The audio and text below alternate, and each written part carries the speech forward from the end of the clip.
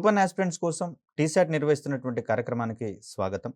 భారత అంతరిక్ష కార్యక్రమాల పరంపరలో కీలకమైనటువంటి అంశాలను తెలుసుకుంటూ ఉన్నాం. ఈ క్రమంలో భారతదేశము అత్యంత కీలకమైనటువంటి ప్రయోజనాల కోసము పలు విభిన్నమైనటువంటి ఉపగ్రహ వ్యవస్థలను ఎస్టాబ్లిష్ చేసుకుందని చెప్పుకున్నాం.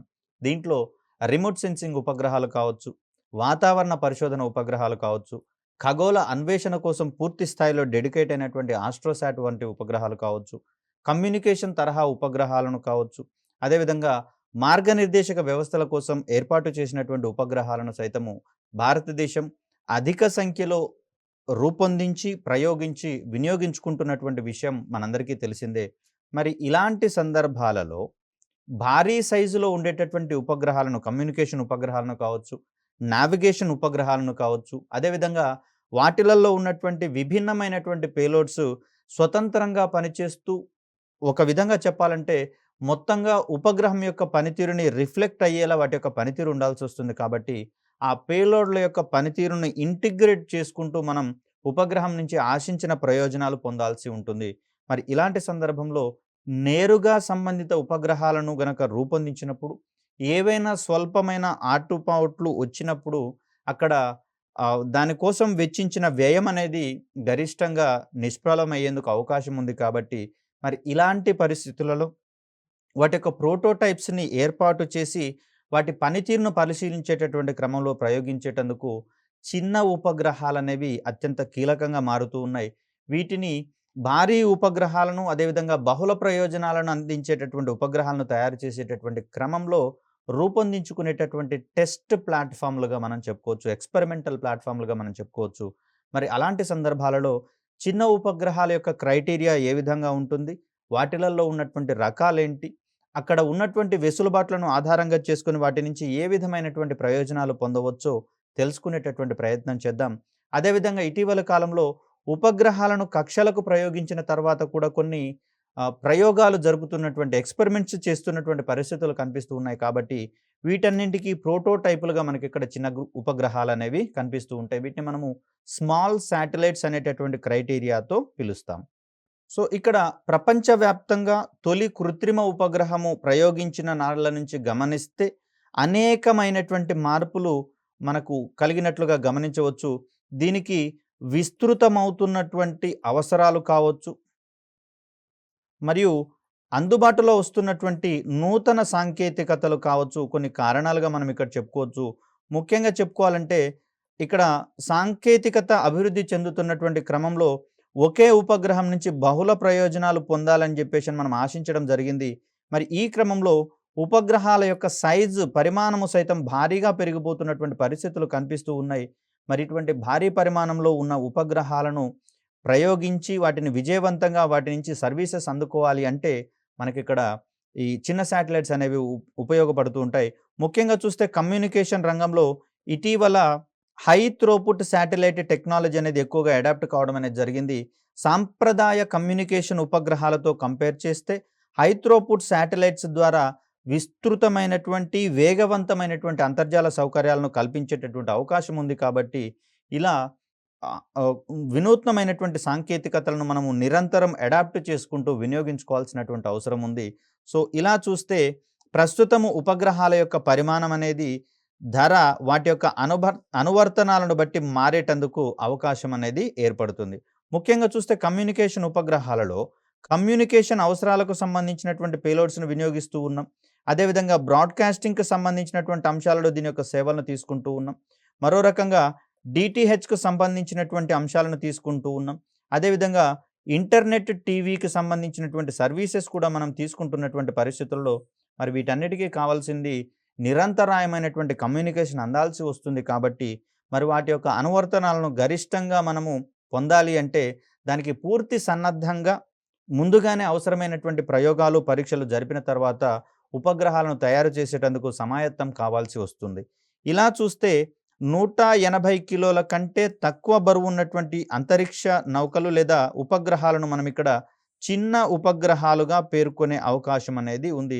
వీటిని స్పేస్ క్రాఫ్ట్ అనేటటువంటి పేరుతో పిలవచ్చు.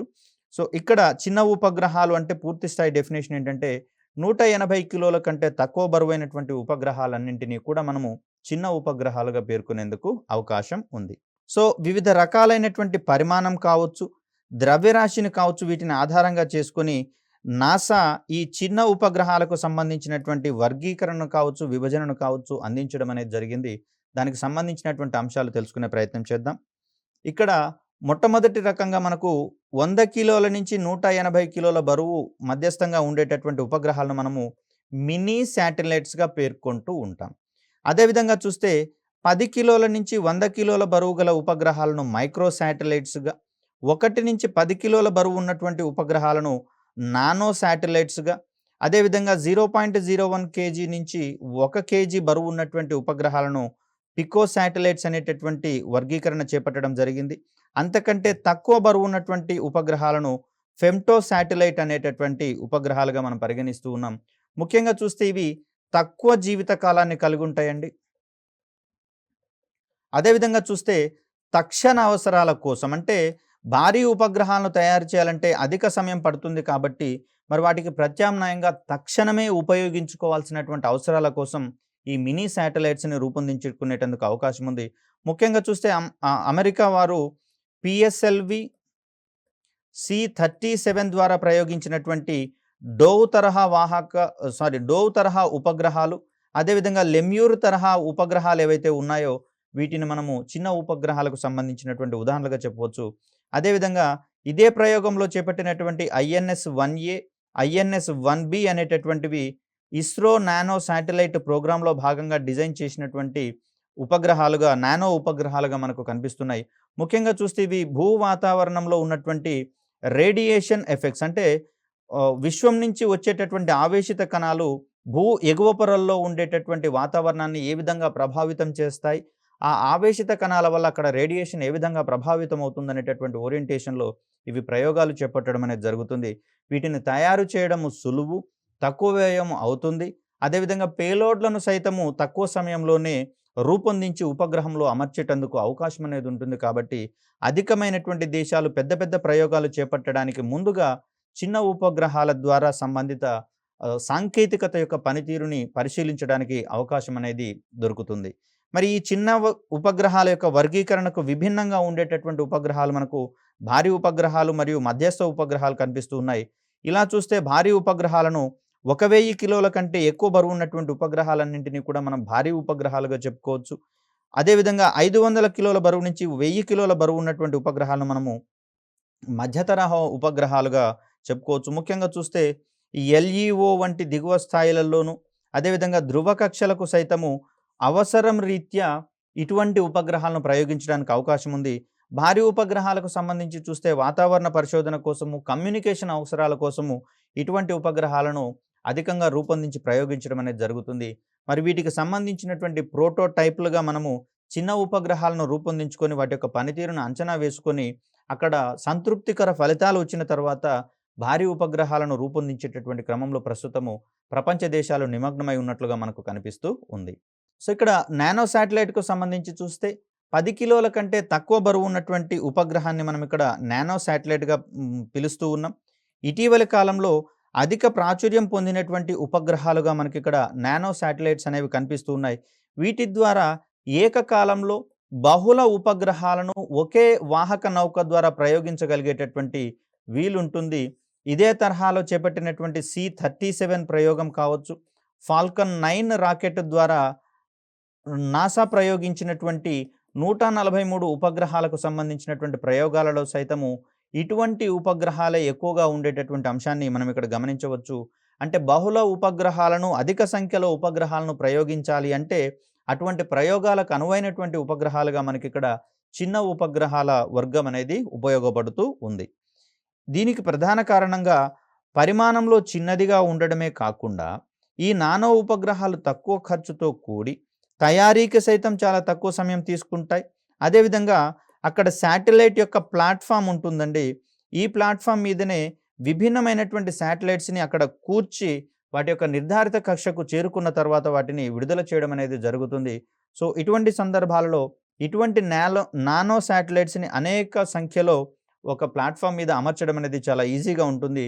అదే భారీ ఉపగ్రహాలను కావచ్చు, మధ్యస్థ ఉపగ్రహాలను కావచ్చు, ఎక్కువ సంఖ్యలో అక్కడ ఉన్నటువంటి పేలోడ్ ఫెయిరింగ్ పరిమాణం ఆధారంగా అమర్చాలంటే కొంచెం కష్టమైనటువంటి విషయం కాబట్టి ఇటువంటి అనేకమైనటువంటి ప్రయోజనాలు అందించేటందుకు ఎక్కువ మొత్తంలో ఉపగ్రహాలను ప్రయోగించగలిగేటటువంటి వీలుంటుంది ఇటువంటి చిన్న ఉపగ్రహాలకు సంబంధించి. ముఖ్యంగా చూస్తే ఇటీవల ఐఓటీ ఇంటర్నెట్ ఆఫ్ థింగ్స్ సాంకేతికత అనేది పెరిగిపోతూ ఉందని మనం చెప్పుకున్నాం. అదేవిధంగా చూస్తే ఐఓటీని ఆధారంగా చేసుకొని అనేకమైనటువంటి ఉపకరణాలు కావచ్చు, ఇక్కడ స్మార్ట్ హోమ్స్ వంటివి రూపొందిస్తున్నారు అనేటటువంటి అంశాలు చెప్పుకుంటూ ఉన్నాం. మరి వీటికి సంబంధించినటువంటి కమ్యూనికేషన్ ఎస్టాబ్లిష్ చేయాలంటే సాంప్రదాయ కమ్యూనికేషన్ ఉపగ్రహాల మీద అధికమైనటువంటి ఒత్తిడి పడేందుకు అవకాశం ఉంది కాబట్టి మరి ఇటువంటి లోటుపాట్లను తగ్గించుకునేటటువంటి క్రమంలో నానో శాటిలైట్స్ విషయానికొస్తే అధిక సంఖ్యలో వీటిని ప్రయోగించేటందుకు అవకాశం ఉంటుంది కాబట్టి ఇక్కడ ఎక్కువ మొత్తంలో నానో తరహా ఉపగ్రహాలను ఐఓటీ ఆధారిత కమ్యూనికేషన్ అందించేటటువంటి ఉపగ్రహాలను ప్రయోగించినట్లయితే పెరుగుతున్నటువంటి ఐఓటీ సెక్టార్కి అవసరమైనటువంటి ఉపగ్రహాలను అందుబాటులో ఉంచే ప్రయత్నం చేయవచ్చు. మరి వాటికి మిక్కిలి ఉపయుక్తమైనటువంటి ఉపగ్రహాలుగా మనకు చిన్న ఉపగ్రహాలు అనేవి కనిపిస్తూ ఉన్నాయి. సో ఇక్కడ నానో శాటిలైట్లలో ఆకారము మరియు పరిమాణము అదేవిధంగా బరువు యొక్క నిర్దిష్ట ప్రమాణాలకు అనుగుణంగా మరొక కేటగిరీని తీసుకొని రావడం అనేది జరిగింది. దీన్ని మనము క్యూబ్ శాట్స్ అనేటటువంటి పేరుతో పిలుస్తూ ఉన్నాం. ముఖ్యంగా చూస్తే శాటిలైట్లలో 2 రకాలైనటువంటి ధోరణులు కనిపిస్తూ ఉంటాయండి శాటిలైట్ తయారీలో. ఇందులో మొదటిది ప్రధాన బస్. దీన్నే మనము శాటిలైట్ యొక్క బాడీగా పేర్కొంటాం. ఈ బాడీని రూపొందించిన తర్వాత అవసరమైనటువంటి ప్రయోజనాల కోసం ఉద్దేశించబడినవి పేలోడ్స్ అనుకుంటూ ఉన్నాం. ఈ పేలోడ్స్ అనేవి విభిన్నమైనటువంటి ప్రయోజనాలు అందించేటటువంటి పరికరాలుగా మనకు కనిపిస్తూ ఉన్నాయి. పేలోడ్స్ని రూపొందించిన తర్వాత ఈ పేలోడ్స్ని అనుగుణమైనటువంటి పొజిషన్లలో శాటిలైట్ బస్లో ఇన్సర్ట్ చేయాల్సి వస్తుంది.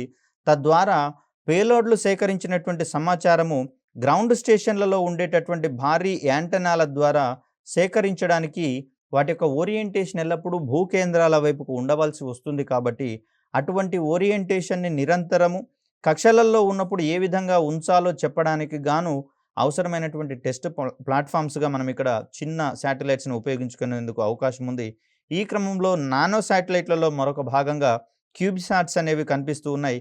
ఇవి ఘనాకారంలో ఉండేటటువంటి క్యూబ్ షేప్లో ఉండేటటువంటి ఉపగ్రహాలుగా కనిపిస్తూ ఉన్నాయి. వీటి యొక్క ద్రవ్యరాశిని కనుక మనం గమనిస్తే 1 కిలో నుంచి 1.33 కేజీల మధ్యలో ఉండేటటువంటి ఉపగ్రహాలను మనము క్యూబ్సాట్స్గా పరిగణిస్తూ ఉన్నాం. వీటి యొక్క ప్రామాణిక పరిమాణాన్ని కనుక గమనిస్తే 1000 ఘనపు సెంటీమీటర్ల పరిమాణంలో ఉండేటటువంటి ఉపగ్రహాలుగా మనకి ఇక్కడ కనిపిస్తుంది.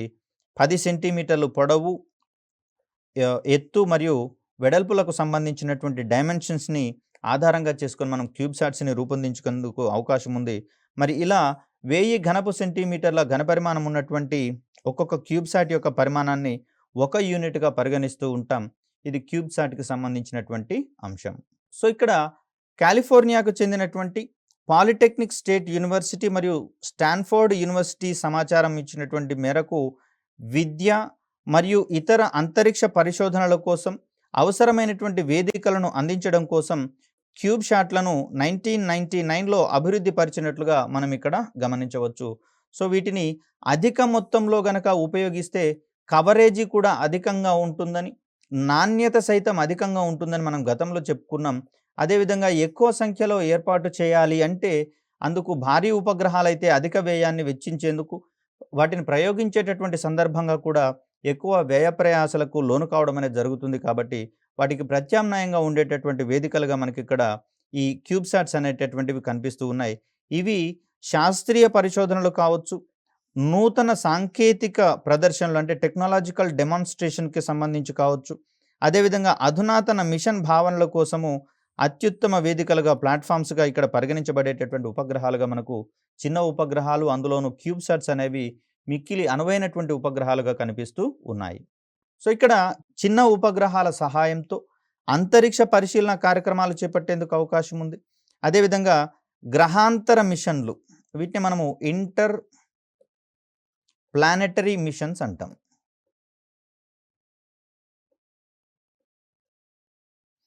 అదేవిధంగా కక్షలో సిస్టమ్స్ టెస్టింగ్ మరియు ఇతర బయోమెడికల్ పరిశోధనల కోసము ఇటువంటి చిన్న ఉపగ్రహాలను ఉపయోగించుకునేటందుకు వీలుంటుంది. వీటి వలన కలిగే ప్రధానమైనటువంటి ప్రయోజనం ఏంటంటే, ఈ ఉపగ్రహాలను సులభంగా అంటే తక్కువ సమయంలో, తక్కువ వ్యయంతో అనుకుంటూ ఉన్నాం కదా! అలా మన ప్రయోజనాలకు అనుగుణంగా రూపొందించుకునేటందుకు అవకాశం ఉంది.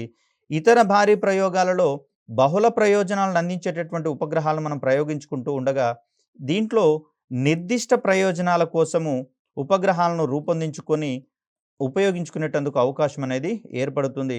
అంటే రిమోట్ సెన్సింగ్ కోసం ఒక తరహా ఉపగ్రహాలు, ఐఓటీ ఆధారిత అంతర్జాలాన్ని అందించేటటువంటి క్రమంలో మరొక విభిన్నమైనటువంటి ప్రయోజనాలను అందించేటటువంటి ఉపగ్రహాలు. ఇలా నిర్దిష్టమైనటువంటి ప్రయోజనాల కోసం మనము తక్కువ వ్యయంతోటే అధిక సంఖ్యలో ఉపగ్రహాలను రూపొందించుకోవాలంటే చిన్న ఉపగ్రహాలనేవి మిక్కిలి అనువైనటువంటి ప్రత్యామ్నాయ మార్గాలుగా కనిపిస్తూ ఉన్నాయి. సో, ఇక్కడ నానో ఉపగ్రహాలను ప్రయోగించేటటువంటి సందర్భంగా వాటి యొక్క కక్షలను గనక గమనిస్తే, ఇవి సాధారణంగా 400 మరియు 650 కిలోమీటర్ల ఎత్తులో తక్కువ వృత్తాకార లేదా దీర్ఘ వృత్తాకార కక్షలలోకి ప్రయోగించేటటువంటి అంశాన్ని ఇక్కడ మనం గమనించవచ్చు. ఇది ముఖ్యంగా చూస్తే ఈ ఎల్ఈఓకి సంబంధించి అదేవిధంగా ధ్రువ కక్షలకు సంబంధించినటువంటి రకాలుగా మనకు కనిపిస్తూ ఉన్నాయి. సో, అలా భూమికి అత్యంత దగ్గరగా ఉండేటటువంటి ఉపగ్రహాలు ఒకే తరహా ప్రయోజనాలను నిరంతరాయంగా అందించాలి అంటే అధిక సంఖ్యలో ప్రయోగించాల్సి ఉంటుందని చెప్పుకున్నాం. మరి అధిక సంఖ్యలో ప్రయోగించేటటువంటి ఉపగ్రహాలలో భారీ లేదా మధ్య తరహా ఉపగ్రహాలైతే అటువంటి వాటిని రూపొందించుకునేటటువంటి క్రమంలో అంటే ఒక కాన్స్టలేషన్‌ని ఎస్టాబ్లిష్ చేయాలంటే మితిమీరినటువంటి వ్యయాన్ని వెచ్చించాల్సి వస్తుంది. తద్వారా సామాజిక ప్రయోజనాలను అందించేటందుకు అవసరమైనటువంటి నిధులు అంతరిక్ష కార్యక్రమాల కోసం వెచ్చించబడేందుకు అవకాశాలనేవి ఉంటాయి కాబట్టి, మరి వాటిని ఆ రకమైనటువంటి పరిస్థితులను అధిగమించడానికి మనకు ఎల్ఈఓ మరియు ధ్రువ కక్షలలో నిర్దిష్టమైనటువంటి ప్రయోజనాలను అందించేటటువంటి ఉపగ్రహాలను పెద్ద మొత్తంలో ఎస్టాబ్లిష్ చేయాలంటే మిక్కిలి అనువైనటువంటి ప్రత్యామ్నాయ ఉపగ్రహాలుగా ఇవి మనకు కనిపిస్తూ ఉన్నాయి. ఇవి ఒక సెకనుకి 8 కిలోమీటర్ల వేగంతో ప్రయాణిస్తూ భూమి చుట్టూ తిరగడానికి 90 నిమిషాల సమయం పడుతుంది. అలా చూస్తే ఇవి రోజుకి 14-16 సార్లు భూమి చుట్టూతా పరిభ్రమణం చేసేటందుకు అవకాశం ఉంటుంది. మరి ఇవి అధిక వేగంగా కూడా తిరిగేటటువంటి అవకాశం ఉంటుంది కాబట్టి, దీనికి మరింత విభిన్నమైనటువంటి వ్యవస్థలను ఎస్టాబ్లిష్ చేసుకోవాల్సి వస్తుంది వీటి ద్వారా సమాచారాన్ని సేకరించుకునేటటువంటి క్రమంలో. అదేవిధంగా దిగువ భూకక్షలో అంటే దీన్నే మనము ఎల్ఈఓ అంటున్నాం. లో ఎర్త్ ఆర్బిట్స్‌కి సంబంధించినటువంటి అంశంగా చూస్తూ ఉన్నాం. ఇవి దిగువ భూకక్షలో తిరుగుతూ ఉన్నటువంటి సందర్భంగా సౌర మరియు కాస్మిక్ రేడియేషన్ నుండి రక్షణ పొందడంతో పాటుగా భూ పరిశీలన మరియు సమాచార మార్పిడికి సంబంధించి ఉత్తమమైనటువంటి అవకాశాలను పొందడం అనేది జరుగుతుంది. ఎగువ కక్షలలో ఉండేటటువంటి ఉపగ్రహాలు ఏవైతే ఉన్నాయో వీటికి విశ్వం నుంచి వచ్చేటటువంటి ఆవేశపూరిత కణాల యొక్క తాకిడి అనేది ఎక్కువగా ఉంటుంది. మరి దిగువ కక్షలలో ఉండేటటువంటి ఈ చిన్న ఉపగ్రహాలకు అటువంటి అవకాశాలనేవి తక్కువగా ఉంటాయి. ఎందుకంటే భూమి యొక్క అయస్కాంత శక్తి ప్రభావం వలన ఇటువంటి ఆవేశిత కణాలన్నీ కూడా భూమి యొక్క ఎగువ పొరల నుంచే అంటే వాతావరణంలోకి ప్రవేశించడానికి ముందే వాటన్నింటిని అడ్డుకోవడం వల్ల అవి భూమి చుట్టూతా వాన్ అలెన్ బెల్ట్ ఆకారంలో వలయం ఆకారంలో పరిభ్రమిస్తున్నట్లుగా మనం చెప్పుకున్నాం. అలా చూస్తే సదరు ఆవేశిత కణాల నుంచి వీటిని మనము సక్రమంగా కాపాడుకోవచ్చు. అదేవిధంగా కాస్మిక్ రేడియేషన్ వంటి వాటి నుంచి కూడా మనము కాపాడుకునేందుకు అవకాశం అనేది ఉంది. ముఖ్యంగా చూస్తే ఇవి సేకరించినటువంటి భూ పరిశీలన సమాచారం కావచ్చు, వాతావరణ పరిశీలనకు సంబంధించినటువంటి సమాచారం కావచ్చు. ఇవి భూమి చుట్టూ రోజుకు 14-16 సార్లు తిరుగుతూ ఉన్నాయని చెప్పేసి అనుకున్నాం, పరిభ్రమిస్తూ ఉన్నాయనుకున్నాం కదా! ఇలాంటి సందర్భాలలో అనువైనటువంటి పరిస్థితులలో సమాచారాన్ని సైతం మనం తక్కువ సమయంలోనే అధిక సమాచారాన్ని బదిలీ చేసుకునేటందుకు అవకాశం దొరుకుతుంది గ్రౌండ్ స్టేషన్‌లకి. మరింత సుదూరంలో ఉన్నటువంటి కక్షల ద్వారా గనక ఇటువంటి సమాచారాన్ని సేకరించాలి అంటే అందుకు ఎక్కువ సమయం పట్టేందుకు అవకాశం ఉంటుంది కాబట్టి, వీలైనంత తక్కువ సమయంలోనే ఉపగ్రహాలు సేకరించినటువంటి సమస్త సమాచారాన్ని గ్రౌండ్ స్టేషన్స్ ట్రాన్స్‌ఫర్ చేసుకుంటాయి కాబట్టి, వాటిని పరిశీలించడం కూడా వేగవంతం అవుతుంది. అదేవిధంగా సంబంధిత సూచనలు అందించడం కావచ్చు, ప్రమాద హెచ్చరికలను జారీ చేయడం కావచ్చు, ఇటువంటి యాక్టివిటీస్ అన్నీ కూడా సకాలంలో తక్కువ లేటెన్సీతో అంటే తక్కువ జాప్యంతోటి మనము చేపట్టేటందుకు అవకాశం అనేది దొరుకుతుంది చిన్న ఉపగ్రహాలను ఉపయోగించుకునేటటువంటి సందర్భంగా. సో, ఇక్కడ చిన్న ఉపగ్రహాలకు సంబంధించి మరికొన్ని అంశాలను గమనిస్తే, అధిక సంఖ్యలో సెన్సార్స్ అమర్చినటువంటి వస్తువులను మనము గమనించాలి అంటే సాంప్రదాయ ఉపగ్రహ వ్యవస్థల ద్వారా కష్టమయ్యేటటువంటి పరిస్థితి కనిపిస్తుంది. ముఖ్యంగా రవాణా రంగంలో గనక గమనిస్తే వీటిని వీటి యొక్క స్థానాన్ని నిరంతరం పరిశీలించాలంటే దీనికి సంబంధించి జీపీఎస్ సెన్సార్స్ అమర్చి వాటిని ప్రయోగించాల్సి ఉంటుంది. అదేవిధంగా మత్స్యకారులు సముద్రంలోకి ప్రయాణించేటటువంటి అంటే మత్స్య సంపదను గుర్తించేటటువంటి క్రమంలోను, వాటికి సంబంధించినటువంటి దగ్గరిదారులను తెలుసుకునేటటువంటి క్రమంలోను వీరికి జీపీఎస్ ఆధారిత ఉపకరణాలు ఇస్తూ ఉంటారు. మరి వీటి యొక్క స్థానాలను ఖచ్చితంగా నిర్ధారించుకునేటటువంటి సందర్భంగా సైతము ఇటువంటి సెన్సార్స్ ఉన్నటువంటి వస్తువులను అధిక సంఖ్యలో ఉన్నటువంటి సందర్భాల్లో వాటిని గుర్తించడం అనేది సాంప్రదాయ ఉపగ్రహ వ్యవస్థల ద్వారా కష్టతరం అయ్యేటటువంటి పరిస్థితి కనిపిస్తూ ఉంది. అదేవిధంగా చూస్తే అందుబాటులో ఉన్నటువంటి నెట్వర్క్లకు గ్లోబల్ కనెక్షన్స్ మరియు కమ్యూనికేషన్లు అనేవి అధికంగా ఉపయోగపడుతూ ఉంటాయి. కనుకనే telecom regulatory authority of India ఇటీవల కాలంలో ఒక కీలకమైనటువంటి సూచన చేయడం అనేది జరిగింది. ముఖ్యంగా చూస్తే ఎంఎన్సి కంపెనీల యొక్క సంస్కృతి పెరుగుతూ పోతున్నటువంటి పరిస్థితుల్లో కార్పొరేట్ సంస్థలకు సంబంధించినటువంటి ధోరణి పెరుగుతూ పోతున్నటువంటి సందర్భంలో వీరికి సంబంధించినటువంటి ఉద్యోగులు అధిక సంఖ్యలో ఉంటారు కాబట్టి వీరు అవసరమైనటువంటి మేరకు వారి సొంత కమ్యూనికేషన్ వ్యవస్థలను ఎస్టాబ్లిష్ చేసుకోవాలని సూచించడం జరిగింది. తద్వారా ఇతర సాధారణ పౌరులకు ఇక్కడ మొబైల్ కమ్యూనికేషన్లో ఏర్పడేటటువంటి అవరోధాలను కొంతమేరకు తగ్గించుకునేటందుకు అవకాశం అనేది ఏర్పడుతుంది. ముఖ్యంగా చూస్తే ఏదైనా ఒక నిర్దేశిత టవర్ని ఎస్టాబ్లిష్ చేసినప్పుడు దీనికి సరౌండింగ్లో ఉన్నటువంటి పౌరులకు నాణ్యమైనటువంటి కమ్యూనికేషన్ సౌకర్యాలు అందుతూ ఉండగా ఈ టవర్ పరిధిలో వినియోగదారుల సంఖ్య గనక గరిష్టంగా పెరుగుతూ పోతున్నటువంటి పరిస్థితులలో వారికి అందేటటువంటి సర్వీసులలోని నాణ్యత అనేది తగ్గిపోతూ ఉంది. మరి ఇలాంటి సందర్భాలలో ఎంఎన్సీస్ అనేవి స్వయంగా వాటికి సంబంధించినటువంటి నెట్వర్క్స్ని కనుక ఎస్టాబ్లిష్ చేసుకుంటే సర్వీస్ ప్రొవైడింగ్ యాక్టివిటీస్ని అవే సొంతంగా నిర్వహించుకుంటే ఇక్కడ ఉండేటటువంటి టవర్ల మీద పడే భారం అనేది కొంత తగ్గించేందుకు అవకాశం ఉంటుంది. కాబట్టి మరి అలాంటి సందర్భాలలో ఇక్కడ అనేకమైనటువంటి నెట్వర్క్ సర్వీస్ ప్రొవైడర్స్ అనేది పెరిగేటందుకు అవకాశం ఏర్పడుతుంది. కాబట్టి మరి వారందరికీ సర్వీసెస్ అందించాలి అంటే ఇందుకు ప్రత్యామ్నాయంగా ఎల్ఈఓ వంటి కక్షలలో అంటే నిమ్న కక్షలలో కమ్యూనికేషన్కి సంబంధించినటువంటి ఉపగ్రహాలను అధిక మొత్తంలో కనుక ఎస్టాబ్లిష్ చేస్తే మనకు సరిపోతుంది. మరి ఎల్ఈఓలో భారీ ఉపగ్రహాలను ప్రయోగించేటందుకు వీలు లేదు, ఎందుకంటే భూమి యొక్క ఆకర్షణ శక్తి ఎక్కువగా ఉంటుంది. అదేవిధంగా చూస్తే వాతావరణం కూడా అక్కడ ఉన్నటువంటి ఉపగ్రహాలను కిందికి లాగివేసేటటువంటి పరిస్థితి కనిపిస్తూ ఉంది. కాబట్టి మరి అలాంటి సందర్భాలలో తక్కువ బరువు ఉన్నటువంటి ఉపగ్రహాలను కనుక ఉపయోగించుకుంటే అవి స్థిరంగా ఎల్ఈఓలో పరిభ్రమిస్తూ సంబంధిత సేవలను విభిన్నమైనటువంటి వినియోగదారులకు అందించేటందుకు వీలు అనేది కల్పించబడుతుంది. అదేవిధంగా నానో శాటిలైట్ల ఆధారంగా గ్లోబల్ స్థాయిలో ఇంటర్నెట్ ఆఫ్ థింగ్స్ ప్రధానంగా అభివృద్ధి చెందుతున్నటువంటి అంశం తెలిసిందే మనందరికీ. దీనితో ల్యాండ్ కమ్యూనికేషన్తో నిమిత్తం లేకుండానే నేరుగా అంతరిక్షంలోని మౌలిక సదుపాయాల ద్వారా ప్రపంచంలోని పలు ప్రాంతాలను కనెక్ట్ చేసుకోవడానికి అవకాశం అనేది దొరుకుతుంది. ఇప్పటికే డిటిహెచ్ వంటి సౌకర్యాలను సాంప్రదాయ కేబుల్ ఆపరేటర్ల ద్వారా కాకుండా వారి ద్వారా వచ్చేటటువంటి వినోదాత్మక కార్యక్రమాలలో కొంత నాణ్యత అనేది తగ్గుతూ ఉంది. కేబుల్ సరఫరాలలో అంతరాయం అనేది ఏర్పడుతూ ఉంది. అదేవిధంగా చూస్తే కేబుల్ ఆపరేటర్స్ అక్కడ వారు కలెక్ట్ చేసేటటువంటి బిల్స్ని కొంచెము గవర్నమెంట్కి పారదర్శకంగా చూపించని పరిస్థితి మనకు కనిపిస్తూ ఉంది. కాబట్టి ఇటువంటి అంశాలకు ప్రత్యామ్నాయంగా డైరెక్ట్ టు హోమ్ అనేటటువంటి సాంకేతికతను ఎస్టాబ్లిష్ చేసుకోవడం అనేది జరిగింది. వీటి ద్వారా నేరుగా ఉపగ్రహాల నుంచే ఎంటర్టైన్మెంట్ ప్రోగ్రామ్స్ని మనము ఇంటి మీద ఏర్పాటు చేసుకుంటున్నటువంటి డిష్ల ద్వారా పొందేటందుకు వీలుంటుంది. ఇలా చూస్తే రాను రాను ఇక్కడ ఉపగ్రహ కమ్యూనికేషన్ వ్యవస్థల మీద కావచ్చు, సాంప్రదాయ ఉపగ్రహాల మీద కావచ్చు డిమాండ్ అనేది ఎక్కువగా పెరుగుతుంది, బర్డెన్ అనేది ఎక్కువగా పెరుగుతున్నటువంటి పరిస్థితి మనకు కనిపిస్తూ ఉంది. మరి అలాంటి సందర్భాలలో కొన్ని సందర్భాలలో ఉపగ్రహాల నుంచి వచ్చేటటువంటి కమ్యూనికేషన్ అనేది విఫలమైనటువంటి పరిస్థితులలో మరి ఇక్కడ దిగువ కక్షలలో ఉన్నటువంటి ఈ చిన్న ఉపగ్రహాల ద్వారా కమ్యూనికేషన్స్ని పునరుద్ధరించుకోవడానికి మనకు అవకాశం అనేది ఏర్పడుతుంది. సో ఇలాంటి సందర్భంలో అంటే ల్యాండ్ కవరేజ్ లేనటువంటి పరిస్థితులలో మరి విమానాల యొక్క రాకపోకలకు సంబంధించినటువంటి అంశాలు కావచ్చు, నౌకల యొక్క స్థితిగతుల గురించి నిరంతరం అంచనా వేసేటటువంటి సందర్భాలలో కావచ్చు, రోడ్డు మార్గాల ద్వారా ప్రయాణించేటటువంటి వాహనాల యొక్క ఉనికిని సైతం నిరంతరం గమనించుకోవాల్సి వస్తుంది. జీపీఎస్ వంటి వ్యవస్థలకు సంబంధించి నావిగేషన్ ఉపగ్రహాలకు సంబంధించినటువంటి విధులలో భాగంగా మరి అలాంటి సందర్భంలో వీటిని నిరంతరం గుర్తించడము మరియు వాటి యొక్క అంశాలను నిర్వహించడం అనేది సంబంధిత రవాణా వ్యవస్థలను మేనేజ్ చేయడం అనేది అత్యంత వ్యయంతో కూడుకుంటున్నటువంటి అంశంగా మనం ఇక్కడ చూస్తాం.